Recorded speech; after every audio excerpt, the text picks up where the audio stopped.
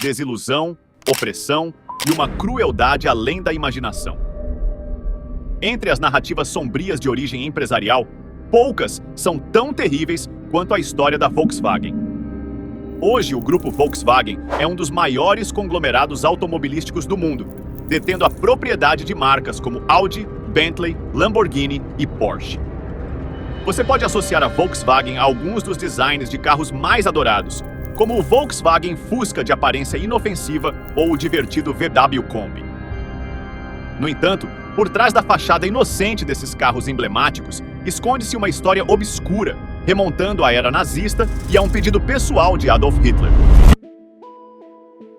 Esteja avisado, esta narrativa não é para os corações sensíveis. Esta é uma saga de segredos sombrios. Esta é a perturbadora história verdadeira da Volkswagen. Após a derrota da Alemanha na Primeira Guerra Mundial, sua economia estava à beira do colapso. Para compensar os estragos causados pela guerra, a Alemanha foi obrigada a pagar uma soma exorbitante em reparações, totalizando mais de 132 bilhões de marcos de ouro, o equivalente a mais de 500 bilhões de dólares hoje. Como resultado, a economia alemã tornou-se extremamente volátil durante os anos 20. O desemprego atingiu níveis alarmantes e a inflação fez com que o dinheiro alemão se tornasse praticamente sem valor. No inverno, era mais barato queimar dinheiro para se aquecer do que comprar lenha. O povo alemão ansiava por mudanças, e isso foi explorado pelo Partido Nazista, que ascendeu ao poder em 1933, levando Hitler ao cargo de chanceler. Hitler prometeu reviver a economia alemã e, para isso, ele pretendia torná-la autossuficiente. Uma das estratégias era a construção de uma extensa rede rodoviária, conhecida como Autobahn, ligando as cidades alemãs. No entanto, quando a Autobahn foi concluída, surgiu um problema. Não havia carros para percorrer suas estradas. Os automóveis eram luxos inatingíveis para a maioria dos alemães trabalhadores na década de 30. Desde o início do século XX, os engenheiros alemães sonhavam com um carro popular, fácil de produzir em massa e acessível. Esse conceito era conhecido como carro do povo, ou Volkswagen em alemão. Vários designs foram propostos ao longo dos anos, mas nenhum alcançou o mercado em larga escala. Inicialmente uma empresa estatal, a Volkswagen foi fundada sob o governo nazista. O preço do carro foi fixado em 990 marcos alemães, aproximadamente 6 mil dólares hoje. O carro foi inicialmente chamado de KDF Wagen, abreviação de Força através da Alegria. Os nazistas introduziram um sistema de poupança, onde os cidadãos poderiam pagar 5 Reichsmarks por semana até atingirem o preço total, permitindo-lhes comprar o carro em cerca de 4 anos. Mais de 300 mil alemães aderiram ao plano, mas nenhum deles recebeu seu carro, pois a eclosão da Segunda Guerra Mundial, em 1939, mudou tudo. Durante a guerra, a fábrica da Volkswagen foi convertida para produzir veículos militares, e todo o dinheiro dos compradores foi desviado para financiar o esforço de guerra. Prisioneiros de guerra soviéticos e poloneses foram utilizados como mão de obra escrava na fábrica, enquanto os nazistas impunham uma hierarquia racial, tratando os trabalhadores de forma desumana. A Volkswagen se tornou uma máquina de guerra, distante da visão original de um carro do povo. A história da Volkswagen durante a Segunda Guerra Mundial é uma narrativa de opressão, exploração e crueldade, revelando o lado mais sombrio dos negócios e da história humana. Apesar de receberem tratamentos variados, todos os trabalhadores da Volkswagen compartilhavam um sofrimento comum: fome, frio e sobrecarga.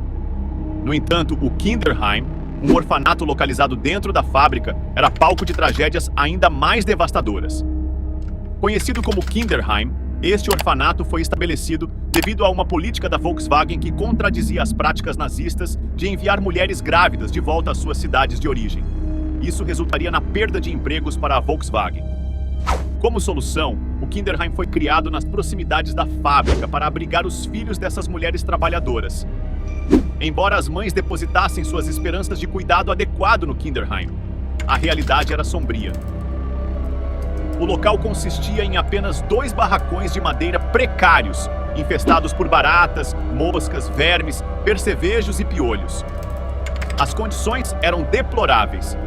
Fraldas raramente eram trocadas Os bebês eram banhados em água contaminada e alimentados com leite estragado e açúcar em quantidades mínimas. A equipe negligenciava os bebês, com o médico do Kinderheim aparecendo esporadicamente e as enfermeiras se recusando a atender pedidos das mães por melhorias nas condições. A Volkswagen enfrentava uma escolha cruel em relação ao destino dessas crianças: forçá-las a trabalhar na fábrica quando adultos ou simplesmente eliminá-las. Infelizmente, optaram pela segunda opção, mostrando uma crueldade comparável à de alguns nazistas. A taxa de mortalidade no Kinderheim era alarmante, e as mães eram obrigadas a arcar com os custos dos funerais, embora estes fossem realizados de maneira desumana, com os corpos das crianças sendo descartados em valas comuns, embrulhados em papel higiênico e colocados em caixas de papelão.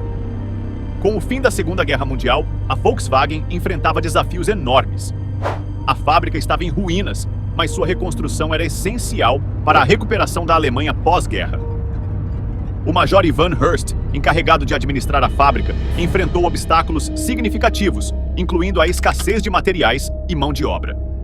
No entanto, com determinação e criatividade, Ivan conseguiu reativar a produção, inicialmente construindo carros manualmente. Ele estabeleceu parcerias com os aliados e recrutou prisioneiros de guerra nazistas para trabalhar na fábrica. Apesar dos desafios, a Volkswagen gradualmente retomou sua posição como um importante empregador em Wolfsburg, contribuindo para a reconstrução econômica da Alemanha no pós-guerra. No final de 1946, a fábrica estava em funcionamento. Tinha produzido seus primeiros 10 mil carros, e o número só aumentou a partir daí. Durante todo esse tempo, Ivan fez melhorias contínuas, incluindo a introdução de vagões-plataforma motorizados para movimentar peças pela fábrica. E isso levou a um surpreendente desenvolvimento. Eles logo perceberam que se fizessem algumas modificações na carroça plana, também poderia ser vendido ao público em geral. Então, eventualmente, esse projeto se transformou no imensamente popular Volkswagen Type 2, que é mais conhecido por seus apelidos, incluindo o VW Bus, o Camper ou o divertido VW Combi. Depois que Ivan cumpriu sua cota de 40 mil Type 1 para o exército britânico, ele estabeleceu uma rede de concessionárias de automóveis de sucesso em toda a Alemanha e em outros lugares da Europa. E o Tesouro Britânico chegou a ordenar que a fábrica começasse a exportar carros para o Reino Unido. Claro, o logotipo original da Volkswagen foi alterado para fugir de suas origens nazistas. Nas décadas de 1950 e 60, o Volkswagen Beetle e o VW Bus se tornaram ícones globais. Em 1955, a Volkswagen celebrou a venda do seu primeiro milhão de Fuscas, que se tornou o carro mais vendido do mundo em 1972. Após esse sucesso, lançaram mais modelos, como o Volkswagen Type 3 e Type 4, que foram também bem-sucedidos. O ônibus VW ficou associado à contracultura e ao movimento contra a Guerra do Vietnã. A marca evoluiu desde os tempos da Alemanha nazista para se tornar parte do movimento hippie. Em 1960, a Volkswagen foi desnacionalizada, com o governo retendo apenas 20% da empresa. Desde então, tem buscado absorver a concorrência. Em 1964, comprou o conglomerado automobilístico alemão Auto Union, incluindo a Audi. Em 1986, adquiriu uma participação majoritária na Seat e, um ano depois, comprou a Skoda. Na virada do século, adquiriu Bentley, Lamborghini e Bugatti. No início dos anos 2000, a Porsche, a empresa que projetou seu primeiro carro, expressou interesse em comprar a Volkswagen, com quem já tinha uma relação, dado que o CEO da Volkswagen possuía 10% da Porsche, sendo neto de Ferdinand Porsche. Em 2005, a Porsche adquiriu mais ações da Volkswagen, elevando sua participação para 20%, aumentando gradualmente para mais de 30%.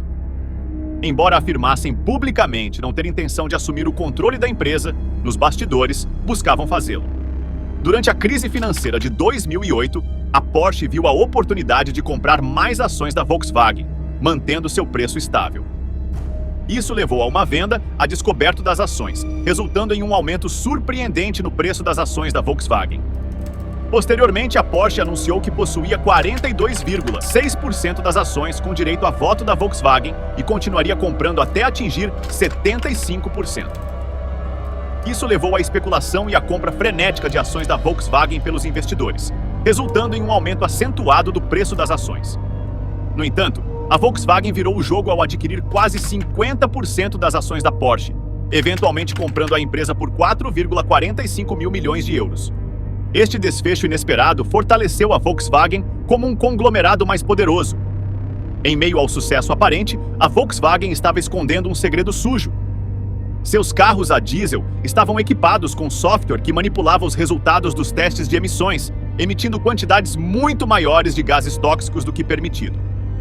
A fraude só foi descoberta em 2014, após testes realizados por pesquisadores universitários. No início, pensaram que as elevadas emissões deviam ser um erro, mas suas descobertas alertaram os reguladores dos Estados Unidos, começando o Dieselgate. A Volkswagen admitiu que vendeu 11 milhões de veículos a diesel no mundo, equipados com um sistema capaz de maquiar a emissão de gases poluentes durante os testes. A maquiagem pode render multas de até 18 bilhões de dólares à montadora nos Estados Unidos, além de custos com recalls e consertos. O escândalo pode provocar multas pesadas em vários países. A Volkswagen vendeu cerca de 11 milhões de carros com este sistema, resultando em um pagamento de 25 bilhões de dólares.